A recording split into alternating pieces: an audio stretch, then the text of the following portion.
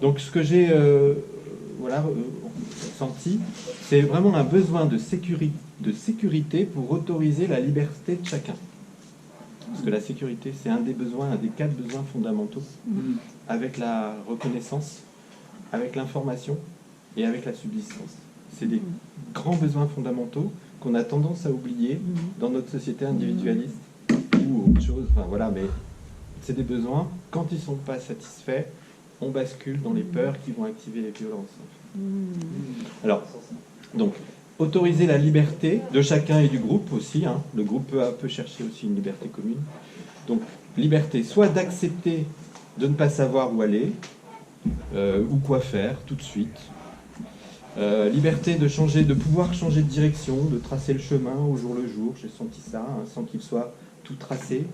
La liberté d'être soi, en étant capable de faire face aux jugements et de les stopper quand ils sont trop violents, ou quand ils sont activés par la peur, par les peurs. La liberté de pouvoir mettre ses couleurs, je disais, colombienne, indienne, artistique, musicale, etc., etc. La liberté d'expression, de pouvoir avancer démocratiquement en prenant en compte chacun dans ce qu'il est, ce qui l'anime, y compris spirituellement. La liberté de prendre le temps, de partir de ses propres motivations, de pouvoir intégrer ses propres envies et propres projets. La liberté de pouvoir changer d'avis aussi, de pouvoir réorienter ses choix sans que ce soit préjudiciable pour la cerise. Voilà. J'avais noté ça. Et puis, c'est Christine qui a rajouté comment traverser les pouvoirs. Et aussi s'adapter selon des modalités différentes. Oui, c'est ça. Et comment traverser les pouvoirs, si tu veux en parler, par rapport au pouvoir de la société, sans les rejeter, sans se couper d'eux. Mais les pouvoirs, quand tu dis pouvoir, c'est les formes d'exercice du pouvoir dans la société qui peuvent être abusifs ou... On change de référentiel, donc il faut traverser ce qui est aujourd'hui, sans rentrer en conflit direct avec, mais d'avancer, de continuer à avancer avec confiance. Voilà, je voulais juste dans l'idéal, ça c'est mon idéal à moi. Moi je vois pas un seul. Pour moi la cerise ce sera une archipel quoi. Et peut-être qu'il y aura la cerise en Lozère, la cerise dans les Hautes-Pyrénées, et puis la cerise dans le Gers, et puis un autre lieu dans le Lot-et-Garonne. Dans 15 ou 20 ans, bien entendu, on est d'accord, ça ne va pas se faire dans l'impact. Non mais je termine s'il te plaît, c'est parce que justement il y a des gens pour qui la situation géographique est importante. Notamment les familles, on en parlait un petit peu plus tôt, aujourd'hui on n'a pas énormément de familles avec enfants, parce que tant qu'on n'a pas un positionnement géographique plus précis que Occitanie, c'est normal, il y a des familles ont du mal à se projeter, il y a des enfants, comment je fais pour les grands-parents, s'ils veulent voir les cousins, etc. Et donc il est tout à fait probable que le jour où il y a un projet qui se concrétise plus sérieusement qu'un autre, que ce soit des communes qu'on a déjà rencontrées ou d'autres, qu'il y ait des gens qui du coup se saisissent de ce projet en disant oui ça me convient, c'est là que je veux m'installer, etc. Et qu'il y ait des gens à qui ça ne convienne pas. Et l'idée c'est aussi de se préparer, de dire que c'est pas parce qu'il y a un lieu qui se prépare, un projet qui commence à prendre forme et que ça ne convient pas à tout le monde qu'il faut lâcher le projet et se dire oh, tant pis la cerise c'est pas pour moi, je vais aller chercher le truc ailleurs. Il est tout à fait, on a un peu d'ambition à ce niveau-là, de se dire que ce qu'on est en train de créer c'est un support pour qu'il y ait plusieurs cerises potentiellement qui se créent, et que si c'est bien une qui se fait là dans les 6 mois qui viennent dans le Gers, mais que pour une raison X ou Y vous ne voulez pas aller dans le Gers parce que voilà, vous avez vos raisons, et que vous voulez plutôt la Lozère, rien ne dit que dans 2 ans il n'y aura pas une autre possibilité en Lozère, etc. Donc l'idée aussi c'est, nous l'idéal c'est on va mettre en mouvement énormément d'énergie, d'énergie humaine, de connaissances, etc. C'est de ne pas se limiter à ce que ça soit lié à un seul lieu, et si ça peut essaimer sur plusieurs lieux, voilà. Et donc, la raison d'être, c'est quelque chose qui est censé résumer en une phrase ou 2 maximum, en un petit paragraphe, pourquoi on veut faire ce projet. C'est pas plus compliqué que ça, en même temps c'est extrêmement compliqué de résumer en 1 ou 2 phrases pourquoi on veut faire ce projet. Et c'est le on qui rend aussi la chose complexe, c'est-à-dire le on là, c'est nous tous réunis autour de la table. Tu vas faire ça toute l'après-midi, je pense. Voilà, et donc ce qui s'est passé grosso modo, c'est qu'on est parti, la charte était existante, et donc le week-end, en mai, on a fait notre premier vrai week-end de collectif. On était 9 personnes, dont Maria, Anne, Tiffany, moi et 5 autres personnes. Voilà. Dont Marion qui arrive plus dont tard. Marion qui arrive ce soir, Anne-Lise qui n'est pas là, et Christophe et Nathalie qui ont pas pu venir.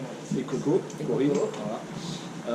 Et donc c'est intéressant parce que on l'avait pas forcément prévu au programme de ce week-end de mai, mais ça s'est fait naturellement. Il y a eu un moment donné où on a parlé de ces sujets-là, et du coup on a fait une sorte d'atelier d'écriture collective de la raison d'être, vraiment presque de manière spontanée, et ça nous a pris 2 heures pour faire une phrase. C'est aussi un moyen d'introduire le sujet, parce qu'en gros, comme c'est peu de mots, chaque mot est important. Ouais. Et c'est là où on se rend compte, on l'a vu à travers cet exercice-là, que le même mot, pour 10 personnes différentes, peut avoir en fait 10 définitions différentes. Et donc c'est important qu'en même temps que chacun puisse exprimer ce qu'il a exprimé par rapport à chaque mot, parce que la raison d'être, c'est une fois qu'elle est... Là, cette année, c'est la création du collectif, donc la raison d'être, elle est en création, mais l'idée, c'est qu'à un moment donné, c'est un des éléments qui, une fois qu'il est validé par l'ensemble du collectif, n'évolue pas tous les mois, quoi. C'est un élément qui, normalement, reste assez stable jusqu'à ce que le groupe décide qu'il ait besoin de revoir éventuellement la raison d'être. Par opposition, par exemple, à un règlement ou une charte, qui, en fait, c'est là où on en est aujourd'hui pour nous, une charte sera plus peut-être une charte de vie collective. Donc, quand il y aura un lieu qui aura été déterminé, que les gens iront sur place, il y aura peut-être une charte de vie collective qui précisera des trucs beaucoup plus précis, comme est-ce qu'on doit donner du temps au collectif ou pas, est-ce qu'on a le droit d'avoir des animaux chez soi ou pas. Voilà, là on est sur la charte, pour nous c'est plutôt ça, c'est un truc beaucoup plus concret. Peut-être qu'on appellera ça un règlement d'ailleurs, ça peut être plus proche d'un règlement intérieur. Voilà, exactement. Mais il y aura peut-être les 3. Oui, peut-être les 3. pareil. Comme quoi le pouvoir des mots. Voilà, exactement. Justement. Parce que, en vrai, il n'y a pas beaucoup de différence entre une charte et un règlement. Effectivement, c'est plus de la sémantique. La cerise est un écolieu. Ouais. Ça, à redéfinir peut-être ce terme-là, dont la raison d'être est la recherche et le partage d'un savoir-vivre et d'un savoir-être basé autour du respect de l'environnement et de l'humain. Tu peux dire. Non, mais c'est aussi intéressant parce que justement chaque mot a été discuté et en vrai d'ailleurs je pense que ça suffit pas, les 2 heures qu'on a passées étaient évidemment pas suffisantes et celle-là pour le coup de raison d'être n'est pas gravée dans le marbre et on peut en discuter. Ce que je veux juste dire, c'est de mon opinion pour le personnel, c'est que c'est un exercice très particulier de discuter collectivement de la création d'une phrase qui va être la raison d'être. En vrai, je pense que c'est un exercice qui nécessiterait beaucoup plus de temps que celui qu'on a aujourd'hui à lui consacrer pour le faire vraiment très très bien.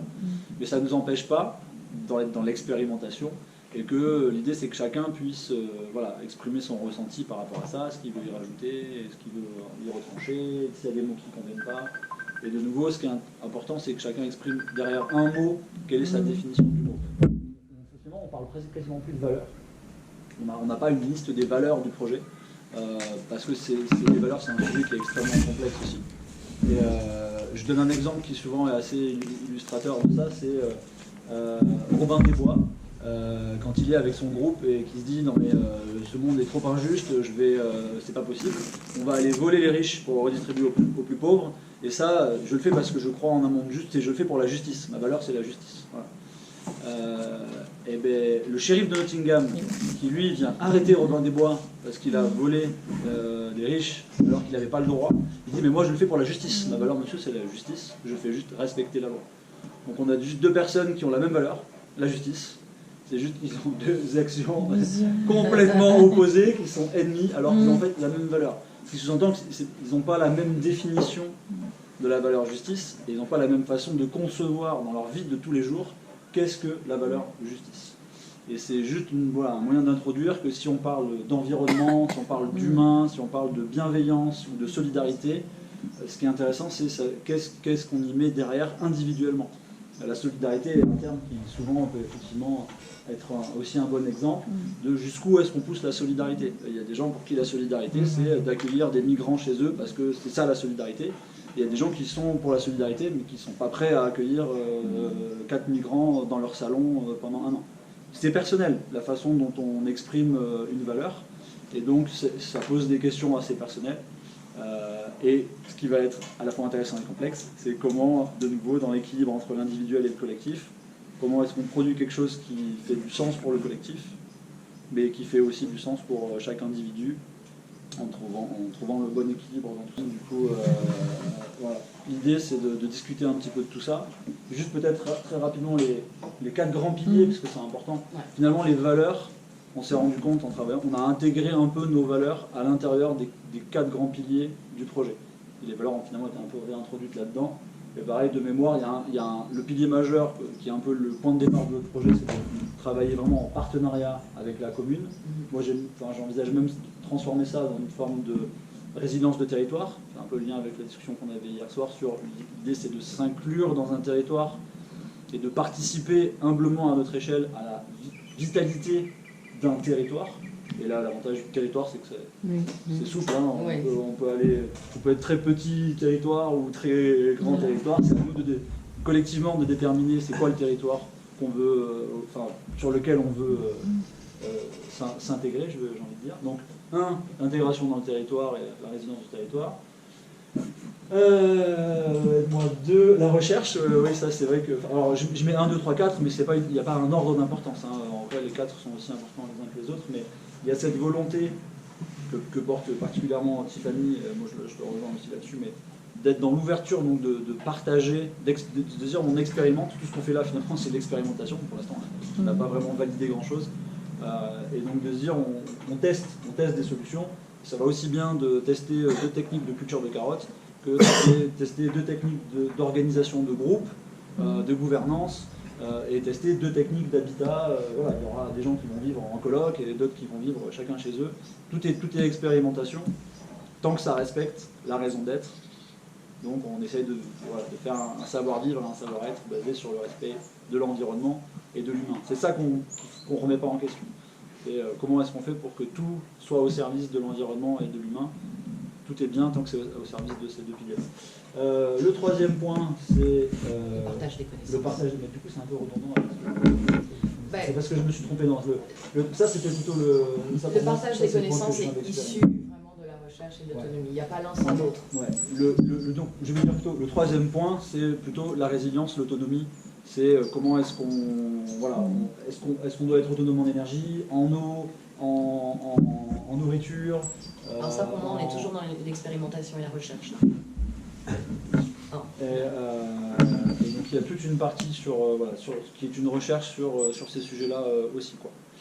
Et le 4e point, c'est le 4e pilier, c'est la solidarité, l'inclusion, l'équité. Donc là, de nouveau, je ne m'étale pas sur les mots parce que on pourrait avoir un débat philosophique de à peu près 3 jours sur le sens qu'on met derrière ces 3 mots-là. Mais je pense que chacun comprend l'idée globale derrière ce pilier, qui est comment est-ce qu'on n'exclut personne. On essaie d'être le plus inclusif possible, peu importe la couleur de peau, la religion, les moyens financiers, si vegan ou carnivore. Non mais voilà, aujourd'hui c'est peut-être un des mots de la société actuelle, c'est que chacun se regroupe avec sa communauté de gens qui pensent exactement pareil et qui font exactement pareil. Ça n'existe pas. Hein? Excusez-moi. Vas-y. Non, je dis ça n'existe pas. Ce que je dis là, ça n'existe pas. Non, qu'on pense exactement pareil. Oui. Mais on essaye et ça ne marche pas. Il y a des gens qui essayent et au bout d'un moment, ça crée... Ça crée des problèmes qu'on connaît trop bien. Donc il y a cette idée de comment est-ce qu'on travaille sur une mixité qui permette à chacun de rejoindre le projet selon ses capacités, ses moyens, ses envies et sa propre couleur. Et que tout ça apporte une valeur ajoutée au projet. Au niveau des partages de connaissances, en fait, je sépare juste deux grands thèmes. C'est le partage des connaissances qui seront issues de l'expérimentation, des recherches qu'on va faire. Et ça, c'est vraiment plutôt de la communication. Comme un laboratoire donnerait ses conclusions à la fin d'une expérimentation, L'idée, c'est de faire la même chose et de partager ça sur des plateformes numériques, à travers des ateliers, des conférences, des échanges avec d'autres éco-villages. Voilà, c'est de partager les résultats de ce qu'on fait tous les jours. Le deuxième aspect du partage des connaissances, là on est plus au niveau des activités, du tourisme, c'est devenir un lieu vraiment d'activité, de formation, de rencontres, d'échanges, pour justement promouvoir les idées et les valeurs altruistes, écologiques et artistiques, et puis créer du lien culturel et social. Donc voilà, il y a la communication sur ce qu'on fait dans notre vie de tous les jours en mode expérimental, et il y a le côté activité de la cerise, de l'association, avec les cours de danse, de chant, de musique, de peinture, etc., qui est une autre forme de partage. Voilà. Et qui là est du coup plus personnel, c'est plus axé sur ce que chacun a envie de donner lui, s'il a envie de donner un cours de yoga, s'il a envie de donner des cours de peinture, voilà. Donc là, c'est pas tout à fait... mais on est toujours dans le partage des connaissances. Parce que, et qui répond à un besoin de modèle économique, de trouver un nouveau modèle économique. Oui, et puis ça, si on part déjà sur l'idée qu'on va créer des activités, tout de suite, quand on arrive dans cette commune, on va pouvoir la poser la question de savoir de quoi vous avez besoin, vous aussi, comme activité. Est-ce que si on crée... Est-ce que les cours de yoga, ça vous intéresse ? Non, pas du tout. Par contre, des cours de peinture, oui. Bon, bah, peut-être que le yoga, on fera ça l'année prochaine. Voilà.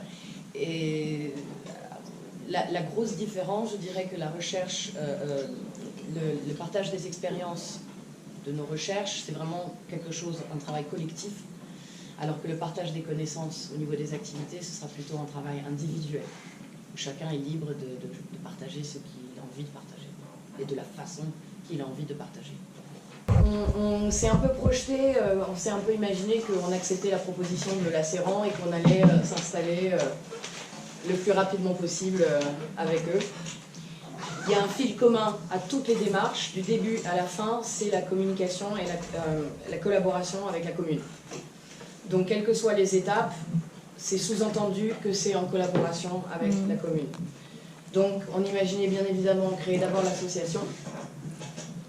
Et on s'imaginait emménager à plusieurs, ceux qui veulent, en éco-colocation sur le lieu, trouver une maison, une grande ferme, quelque chose qui est sur place, et qui nous permettrait, qu'il faudrait qu'on loue, hein, ce ne serait pas la cerise tout de suite, mais au moins on serait sur place et on pourrait commencer certaines démarches.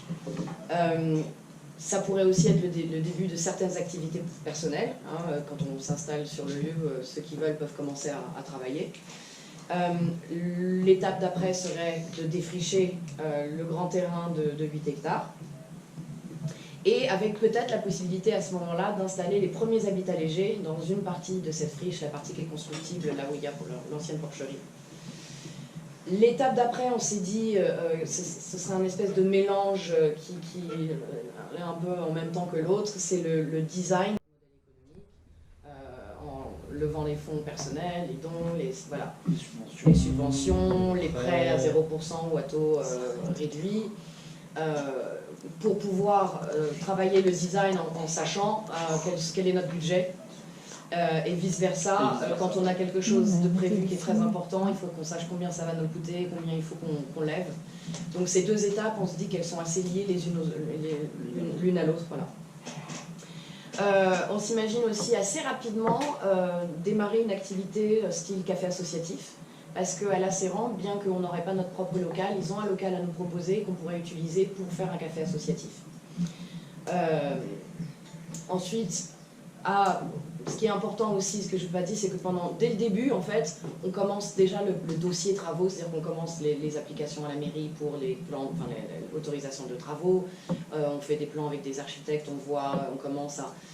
Ça, c'est quelque chose qu'il va falloir commencer progressivement et qui traverse aussi un tout petit peu toutes les autres étapes jusqu'à ce qu'on arrive au moment où, enfin, on a assez de dons, on a les autorisations, on a décidé entre nous les plans et tout ce qu'on allait faire, et on peut commencer à vraiment investir notre argent dans l'infrastructure, dans les habitations, et aussi, à ce moment-là, commencer les autres activités lucratives, commerciales ou personnelles à ce moment-là, au moment où on commence à développer les lieux. Voilà.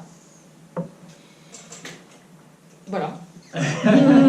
C'est notre Bravo. plan. C'est notre plan. Alors par contre pour le timing, bon, c'est tellement difficile d'essayer de planifier ce planning, mais voilà, on se disait que par exemple on pourrait emménager en écocoloc d'ici la fin de l'année. C'est la fin de l'année. Qu'en automne 2022, on est peut-être assez avancé pour débuter les plans, commencer un petit peu à poser l'infrastructure à partir de fin 2022. Voilà. On n'est pas allé plus loin que ça. Ouais. Est-ce que du coup on peut poser une question, qui serait prêt à aller vivre là-bas direct avant la fin de l'année? Si ça me plaît, 2-3 mois avant. Si je sens le lieu et si on a téléphoné au propriétaire. Ouais, chouette. Et je pense qu'on peut rajouter aussi Corinne, qui n'est pas là aujourd'hui, mais qui est assez investie dans le projet et qui nous parle des cocolocs depuis. Depuis quand est-ce qu'on fait une écocoloc?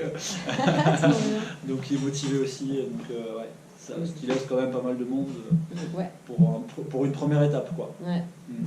Donc effectivement, je pense que la priorité, une fois qu'on a notre terrain, c'est de trouver des foyers avec enfants.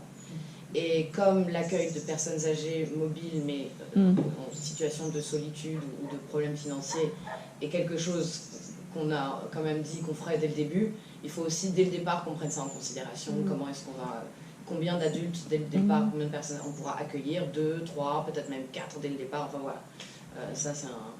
Du coup, Terra, je vais essayer de vous raconter leur histoire vraiment très rapidement, parce que c'est une longue histoire, ça fait plus de 10 ans que ce projet il existe, mais si on voulait vous parler de leur histoire, c'est parce qu'elle est extrêmement intéressante dans justement le parcours que peut représenter un projet de ce type-là, les hauts, les bas, et ce qui peut être intéressant de ne pas refaire, et à l'inverse, les choses sur lesquelles on peut s'appuyer.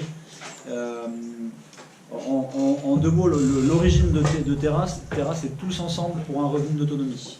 Donc c'est une idée quand même assez forte qui explique aussi toute l'énergie et le fait qu'il y ait beaucoup de gens qui se soient rassemblés autour de ce projet.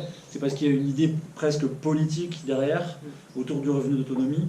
Et donc c'est un peu leur point de départ. Alors, je ne peux pas vous parler de Terra sans vous parler de ça, parce que ça explique aussi beaucoup de choses.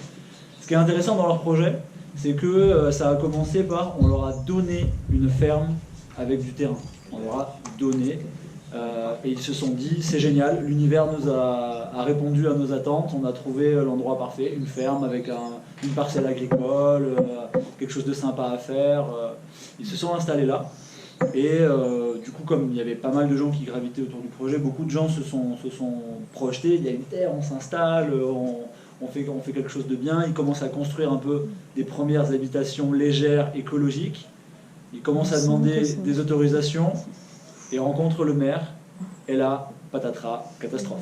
Jean-Michel pas content. Que viennent faire ces hippies à poser des yourtes et des maisons bizarres dans ma commune? Refus de permis d'aménager, refus de construire, etc. Donc ils se rendent compte qu'en fait, ils ont pas fait cette étape que nous on essaye de faire. Hein. C'est pas anodin dans nos choix de vouloir d'abord travailler avec la commune. C'est qu'ils ont fait un peu dans l'autre sens. Ils sont allés voir la commune après avoir acheté, enfin pas acheté en l'occurrence, mais après s'être installés et avoir projeté 1 million de choses sympas à faire. Et ça n'a pas marché, parce que voilà, ils sont tombés sur un maire et des citoyens. D'ailleurs, a priori, il n'y avait pas que le maire, hein, enfin le conseil municipal et les voisins. Ils avaient des voisins, qui sont encore leurs voisins, qui ont mis une banderole énorme en disant non au projet collectif.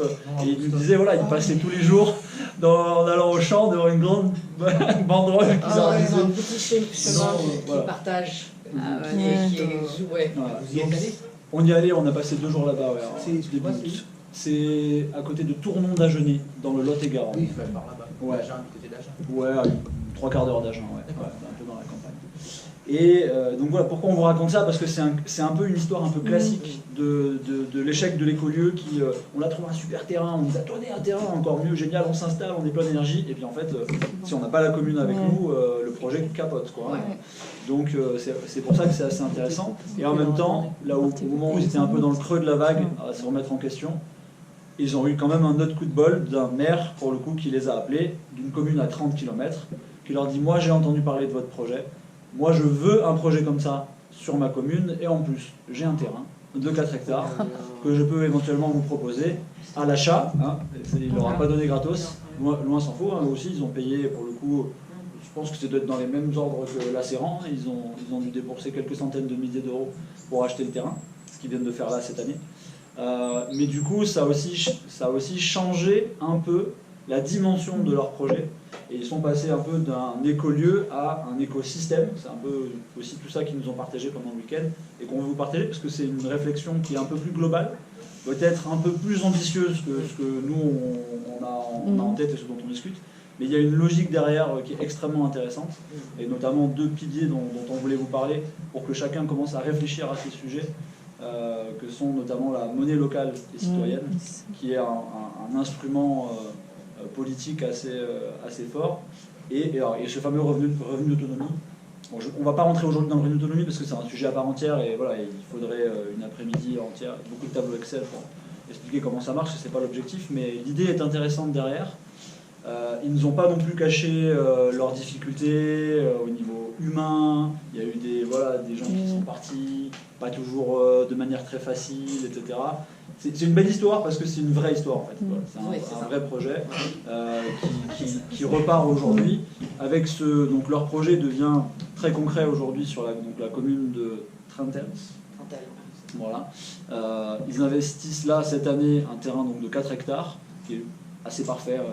C'est cool pour eux. Ouais. Ils ont 1,5 hectare de parcelles agricoles, 1,5 hectare pour la partie habitation, et petite cerise sur le gâteau, ils ont 1,5 hectare d'une zone qui est au bord du Lot et qui est déjà classifiée comme zone d'habitat de loisirs légers. Ils ont la solution parfaite pour pouvoir y poser des tiny, des yurts, des caravanes. Ouais.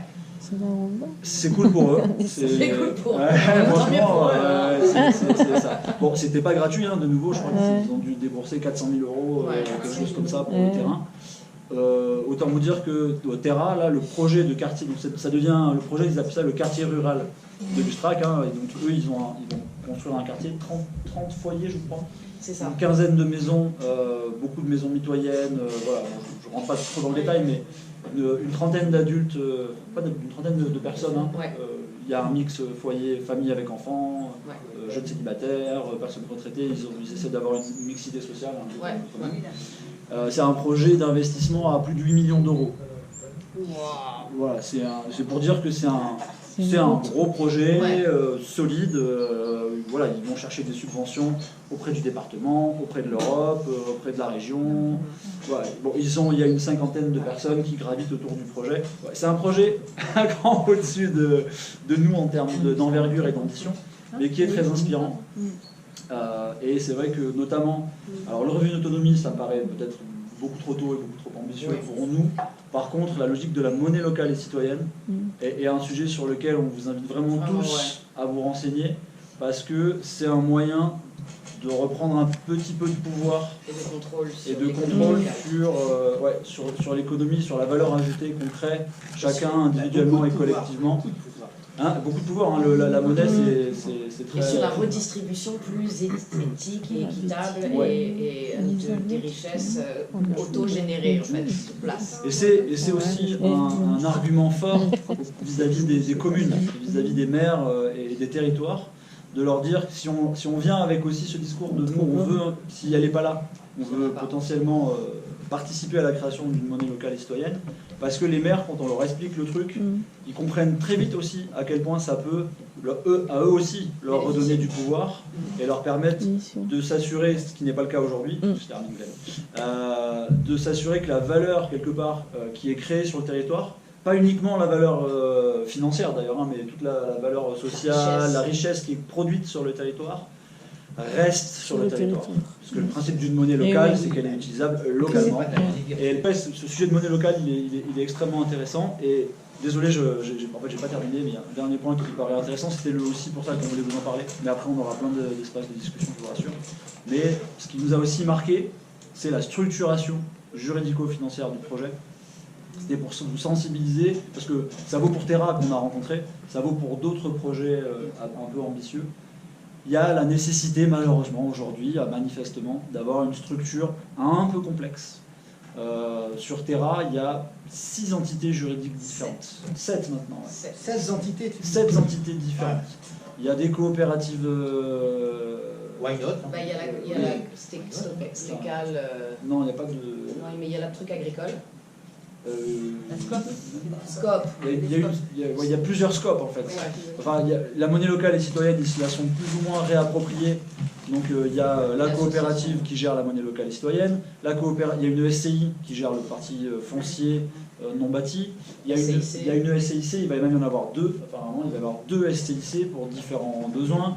Il y a évidemment tous les gens qui travaillent, qui sont auto-entrepreneurs, qui ont leur SARL, etc., qui gravitent autour de ça. Il y a une coopérative d'activité et d'emploi, une CAE, qui est un format aussi assez intéressant au niveau juridique pour soutenir les activités individuelles.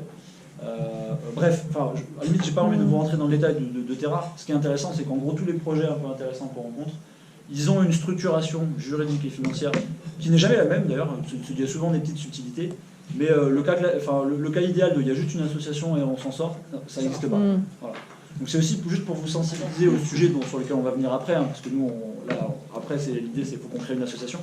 Mais ce sera le point de départ d'une structuration qui sera forcément plus grande que ça. Et typiquement, l'avantage d'une SCIC, Société Coopérative d'Intérêt Collectif, qui est une forme de coopérative un peu particulière, c'est que c'est une des rares formes qui permet d'intégrer au sein de la structure les collectivités locales. C'est-à-dire que la mairie, le conseil municipal, en tant qu'entité juridique, peut faire partie de cette structure et avoir un droit de vote et aussi du coup se sentir beaucoup plus intégré dans le projet puisqu'ils font partie de la structure juridique qui potentiellement soutient, alors souvent la SCIC ça soutient l'activité économique du projet, d'où le fait qu'il y a plusieurs structures. La SCIC c'est pour les activités économiques, l'association en l'occurrence le collégial c'est ce qu'on fait, soutient plutôt d'autres types d'activités, des activités culturelles, ou des activités d'accueil par exemple, si on veut accueillir du monde, pour le woofing, pour les chantiers participatifs. C'est des choses qui demandent quand même un statut. Le woofing, tu dois faire signer, le woofeur doit signer un papier, une charte, etc. Il faut une structure juridique derrière, et pour les assurances aussi. Voilà, c'était pour vous sensibiliser à ça, en fait que ça fait partie des choses qui vont devenir rapidement nécessaires. Comment ? L'habitat participatif, c'est quelque chose. Et donc c'est une coopérative d'habitants. De nouveau, sur la partie habitée, il y a plusieurs structures différentes possibles. Eux, ils sont partis sur la coopérative d'habitants, qui est un format dédié à ce type de projet. Et qui d'ailleurs, effectivement, un projet, une structure extrêmement intéressante, car elle permet de parfois justement niveler les écarts de patrimoine financier, puisqu'on est sur un principe coopératif, donc une personne égale une voix. Il suffit d'acheter une part de la coopérative pour être coopérateur et donc avoir une voix. Donc une part ça peut être 100 € ou 200 €, hein, c'est pas voilà. Et donc même si une personne arrive avec 500 000 € et prend 500 000 parts, elle aura toujours qu'une voix. Et ça aussi, ça change un paradigme qui est un sujet dont il faut qu'on parle, le paradigme de la propriété individuelle, puisque en l'occurrence c'est la coopérative qui est propriétaire de l'ensemble de la partie habitée, donc logement, partie collective et partie individuelle aussi. Et donc en tant que coopérateur, participant de la coopérative d'habitants, on a un droit d'usage de son logement, mais pas un droit de propriété de son logement. C'est quelque chose qui peut être un peu dur à comprendre au début et à dire attends mais je comprends pas parce que la propriété individuelle est sacrément ancrée chez moi, je vous rassure, hein, dans la réflexion de comment ça marche. Voilà, la coopérative d'habitants et ce format collectif de propriété est quelque chose qui répond assez bien à la raison d'être du projet, c'est-à-dire comment est-ce qu'on essaye de trouver des solutions à un art de vivre qui respecte aussi l'humain, la planète, et sans créer trop de disparités sociales.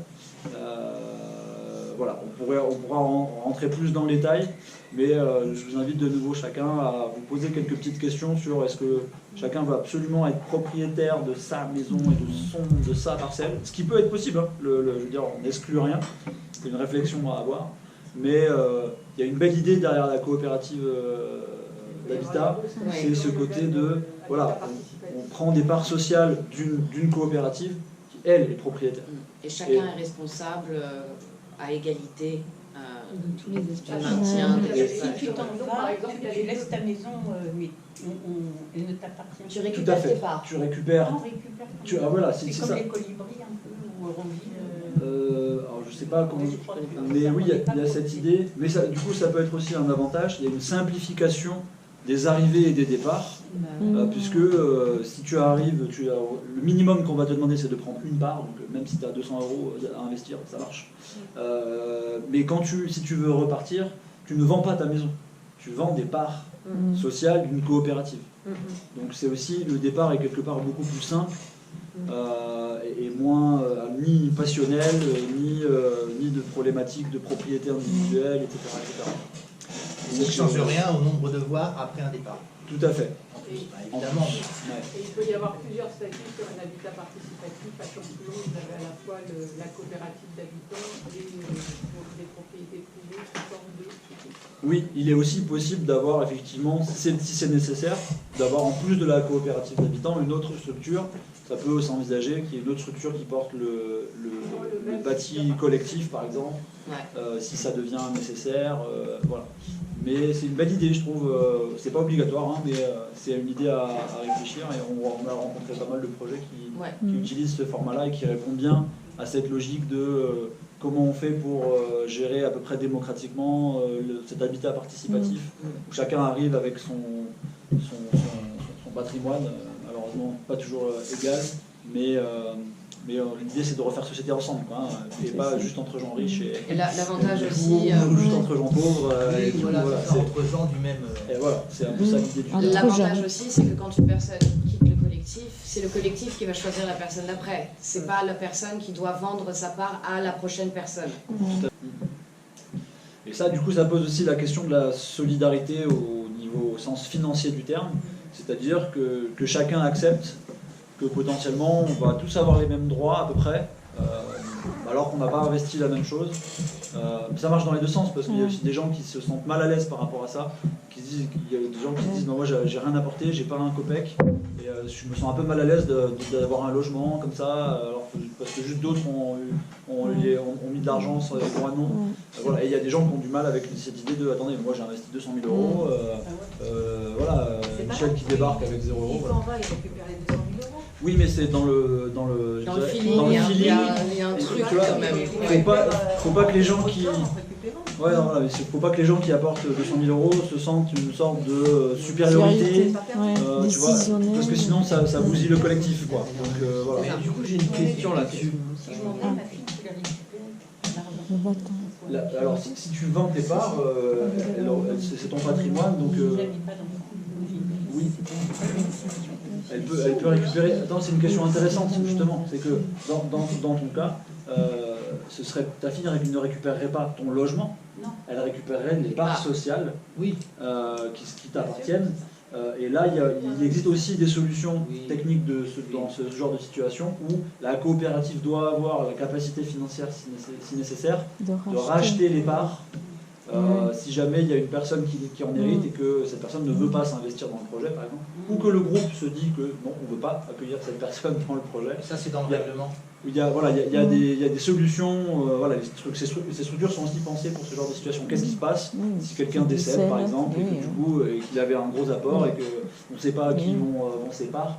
Là, voilà, la structure peut avoir la capacité de racheter une partie des parts. Et ce qui est intéressant, c'est que dans l'apport des uns et des autres, comme le Coravi, finalement, ils n'ont même pas demandé l'apport des prêts, parce que ce qu'ils avaient, ça a permis de fabriquer, de faire les bâtiments, et ils ont très peu utilisé les crédits. Ce qui fait que les gens qui donnent les loyers, ça revient dans la coopérative. Donc après, pour partir, le remboursement, il se fait que 3 ans après, quoi. C'est le temps que l'argent revienne, quoi. Tout à fait, ouais. Si on rentre un peu plus dans le détail... Ouais, c'est un bel... Non, mais ce que tu viens de dire, c'est un bel objectif aussi. Oui, de se passer, entre guillemets, de se passer de la banque. De se passer de la banque, oui. Autant que le faire se peut, de se passer de la banque. Mais de nouveau, ça sous-entend, et tu soulèves un point qui est effectivement important, c'est que, notamment au tout début, si demain on lance une coopérative d'habitants, qu'on rassemble de l'argent, si dans les 3 premières années, il y a des gens qui veulent partir, ils récupéreront pas leur argent tout de suite. Ils récupéreront leur argent parce que c'est une société qui a une dette envers... Donc voilà, légalement, tout est géré. Mais dans les statuts, il est aussi précisé très clairement que tu vas récupérer un petit montant la première année, un peu plus gros la deuxième année, et c'est au bout de 3 ans que tu récupères. Voilà. Et ça vaut surtout sur le début du projet. Dans l'idéal, au bout de 10 ans, quand la coopérative arrive à une taille à peu près stable, qu'elle a sa capacité d'autofinancement qui grossit, elle peut plus facilement rembourser si des gens veulent partir. Mais au début, de nouveau, il y a un engagement qui est au-delà de l'engagement financier, qui est aussi un engagement presque politique, personnel. Si on veut repenser l'habitat collectif, ça nécessite de faire des choix là-dessus aussi. Et dès le début, on peut penser subvention. Enfin, à partir du moment où on a créé plusieurs entités comme ça, du coup, on va pouvoir demander plusieurs subventions à la région, au département. Oui, voilà, tout à fait. Et dans l'habitat participatif, notamment au niveau bioclimatique, ce qui est clairement dans la veine de notre projet, il existe des fonds, notamment des fonds européens, qui financent... désolé, je fais une aparté, mais parce que c'est tout à fait dans le même thème, mais le projet dont tu nous parlais à Coufouleux, à côté de Rabastens, je viens de voir, c'est toi qui as ramené le petit dépliant. Je savais pas où il était. Il y a un petit dépliant qui est... voilà. Eux, ils ont une subvention de 1 million d'euros. Parce que c'est un projet, NOWAT, donc c'est un projet qui demande des efforts drastiques au niveau individuel sur sa consommation d'énergie. Donc c'est aussi des questions à se poser. On va pas parler de décroissance. Mais on est clairement sur une décroissance énergétique. Donc ça sous-entend remettre en question certains usages de confort personnel. Je me le dis à moi-même parce qu'il y a des trucs sur lesquels il faut se mettre d'accord avec soi-même sur ça. Mais voilà, mais les subventions, si on fait des choses motivées, il existe des subventions et pas 5 000 €. Oui, c'est des grosses subventions. Surtout avec Neoterra de la Nouvelle-Aquitaine là, qui développe. Oui. En Nouvelle-Aquitaine, il y a des super trucs. C'est vrai que tu avais des connaissances, tu m'avais dit dans ce... Ah je travaille à la région, c'est pour ça. Et voilà. Je subventionne les formations professionnelles. Super. Donc, voilà, je ne suis pas dans le côté culturel, les subventions économiques aussi, tout ça. Okay. Donc voilà, pour l'instant je suis sur la formation, emploi, voilà, c'est axé là-dedans. Mais je vois le nombre de subventions qui sont accordées pour la formation, c'est énorme. Et donc je pense qu'au niveau économique du territoire, il y a aussi des grosses subventions qui peuvent être fournies. Donc voilà, c'est vrai que si on crée des entités qui ont l'air engagées, en fait, ça peut carrément marcher. C'est complètement crédible. Ouais, à partir du moment où tu as un plan précis à présenter, qu'au niveau juridique, tout est bon, il n'y a pas de raison que ça soit refusé. Ne vous empêchez pas de réagir. Ne vous dites pas « Oh, ça m'embête, mais bon, c'est pas grave, je laisse. » Parce que si vous accumulez ce genre de petits trucs, il y a un moment où ça va être genre... Donc, non mais vraiment, si dès que vous avez un questionnement, dès que vous avez un désaccord, dès que vous exprimez-le. Voilà, ne sentez pas qu'il y a des limites à ce que vous avez le droit de dire et partager aux autres. Voilà. Il ne faut pas laisser courir la situation. C'est comme pour la gouvernance. Voilà, on peut se mettre d'accord sur une première forme et si au bout de 3 à 6 mois on s'est dit non, en fait c'est pas notre truc, ben pouf, on essaie autre chose. Tout à fait. Tu fais après le bilan aussi de ça. C'est ça. C'est très important d'être d'accord une bonne fois pour toutes sur qui veut bien devenir membre de l'association collégiale. Ça c'est le premier truc, parce qu'il faut vraiment qu'on avance là-dessus, qu'on avance vite, parce que la crédibilité c'est hyper important. Le deuxième truc, je dirais que ce serait bien qu'on commence à faire le listing des communes, qu'on commence à réduire la liste des communes qui pourraient le plus bénéficier de notre aide. Ouais. Mais c'est déjà toutes les communes qui sont en zone de revitalisation rurale, les villages de moins de, je sais pas, 1000, 500 000 habitants. Voilà, et on essaie de réduire au maximum la liste et de cibler, parce qu'on ne va pas non plus se mettre à téléphoner à 1200 communes. Donc il faut qu'on trouve des critères éliminatoires, entre guillemets, qui nous permettront de, voilà, par exemple, Telaat, pas en zone de revitalisation rurale, ils ont les moyens, ils ont 2 énormes lotissements, ils vont bientôt avoir 100 habitants en plus. Est-ce qu'ils ont autant besoin de nous que la Séran, qui a besoin de ses gamins parce que la classe va fermer, parce que, voilà, parce que personne n'achète justement les lotissements, parce qu'ils sont en train de se mourir. Voilà. Donc, en gros, ça c'est assez important. Je dirais qu'en troisième, une tâche, alors là on est sur du moyen terme, c'est la présentation justement qu'on va faire aux communes.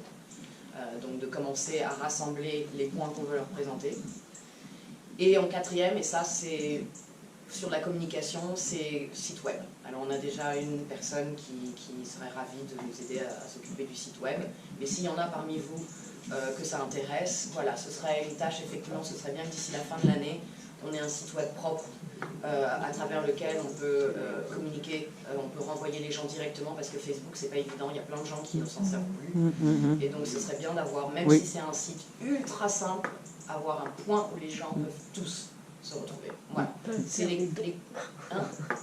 peuvent faire des dons.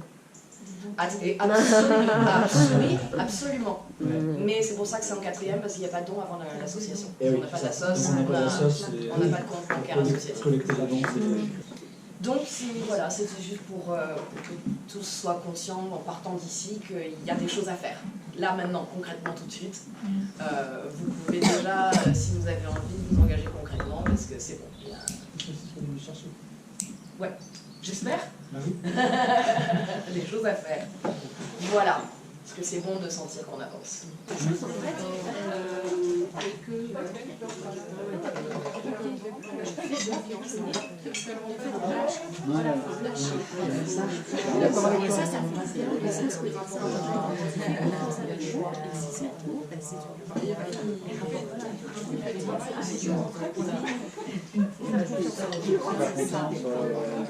L'équilibre entre lâcher prise et laisser certains sujets prendre leur forme quand il y en a besoin, et en même temps il y a des sujets où il faut se fixer quelques limites et quelques cadres. Cet équilibre il bouge en fait. Il bouge en permanence en fonction de l'avancée du projet, en fonction des sujets. Parfois il y a besoin de mettre beaucoup plus de cadres, beaucoup plus de limites. Et parfois, il y a besoin au contraire de rouvrir et de dire attention, une semaine de plus sur l'idée de truc parce que